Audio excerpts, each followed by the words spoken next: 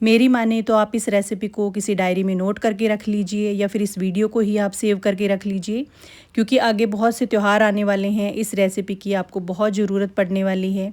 जब भी आपका कुछ मीठा खाने का मन हो या फिर घर में तुरंत कोई मेहमान आ जाए या फिर कोई त्यौहार हो, तुरंत मीठा बनाकर तैयार करना है, तो आप ये वाली रेसिपी ज़रूर बनाइएगा।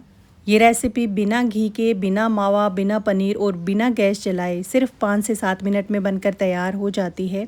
बनाना तो इसे बहुत ही ज़्यादा आसान है। अगर आपने कभी मिठाई नहीं बनाई है तो भी आप इस मिठाई को मिनटों में बनाकर तैयार कर लेंगे और यकीन मानिए फ्रेंड्स, खाने में बहुत ही ज़्यादा टेस्टी बनती है।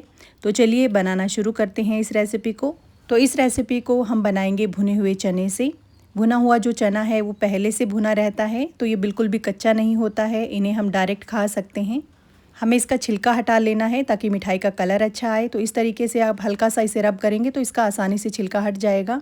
तो यहाँ पर ये देखिए, मैंने चनों का छिलका हटा लिया है। आप चाहें तो छिलके के साथ भी इसे यूज़ कर सकते हैं और बिना छिलके वाले भुने हुए चने भी आपको आसानी से मार्केट में मिल जाएंगे। अब इन चनों को हम मिक्सी जार में डालेंगे। इन्हें एकदम बारीक सा पीसना है। तो मैं इस रेसिपी के लिए 2 कटोरी भुने हुए चने ले रही हूँ। आप कोई भी कप या कटोरी का एक नाप सेट कर लीजिएगा, सभी चीज़ें उसी से नाप कर लीजिएगा।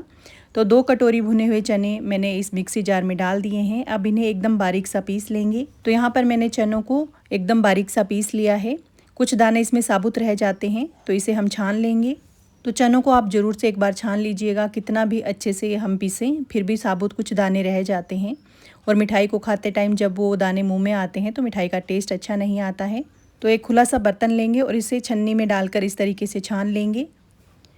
तो जो भी चीज़ें मैं इस रेसिपी के लिए यूज़ करूँगी उन सभी चीज़ों के लिंक आपको मैं डिस्क्रिप्शन बॉक्स में दे दूँगी। आप चाहें तो आप वहाँ से भी जाकर ऑनलाइन इसे परचेज़ कर सकते हैं। तो यहाँ पर मैंने चनों को बढ़िया से छान लिया है। ये देखिए, इसका एकदम बारीक सा पाउडर हमें मिल गया है। वैसे ऐसा ही पाउडर होना चाहिए चनों का। अब कुछ चीज़ें और पीस लेते हैं। तो वही मिक्सी का जार फिर से लेंगे। इसमें डालेंगे 1 कटोरी चीनी। जिस कटोरी से नापकर मैंने 2 कटोरी भुने हुए चने लिए थे, उसी कटोरी से 1 कटोरी इसमें चीनी डाल देंगे। मीठा आप अपने अकॉर्डिंग कम या ज़्यादा कर सकते हैं। अब उसी कटोरी से 1 कटोरी ही इसमें डेसिकेटेड कोकोनट यानी कि नारियल का बुरादा डालेंगे। आप चाहे तो सूखे नारियल को कद्दूकस करके भी इसमें डाल सकते हैं। अब इसमें 3 से 4 इलायची का जो छिलका है वो हटाकर डाल देंगे। इसे हमें छानना ना पड़े, इसके लिए मैंने छिलका इसका हटाकर डाला है। अब इन सभी चीज़ों का एकदम बारीक सा पाउडर बनाकर तैयार कर लेंगे। मैंने इसमें ड्राई फ्रूट्स यूज़ नहीं किए हैं। आप चाहें तो इसमें थोड़े बादाम, थोड़े काजू भी डाल सकते हैं। उससे भी इस मिठाई का टेस्ट बहुत बढ़िया आता है। अब इस पाउडर को भी उसी बाउल में निकाल लेंगे। अगर आप इसे छानना चाहते हैं तो छान सकते हैं।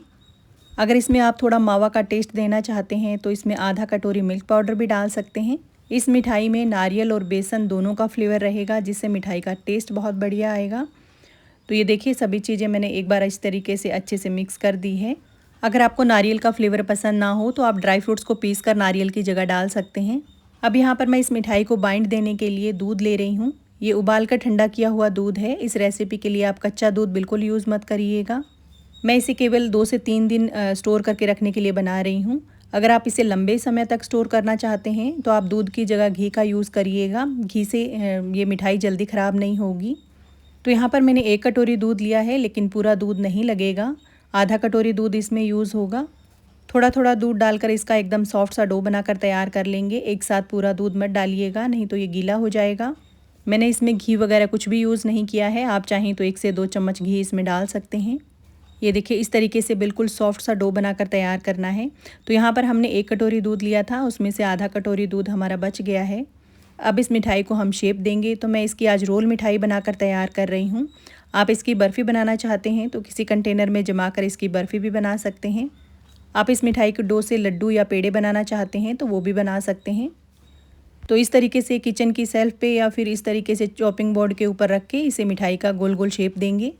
अब इस रोल को एक फॉइल पेपर पे रखेंगे और इस पर कोकोनट पाउडर हल्का सा स्प्रेड कर देंगे ताकि ऊपर से हल्की सी इसकी नारियल की कोटिंग आ जाए। आप चाहे तो इस पर थोड़े से कटे हुए ड्राई फ्रूट्स भी लगा सकते हैं।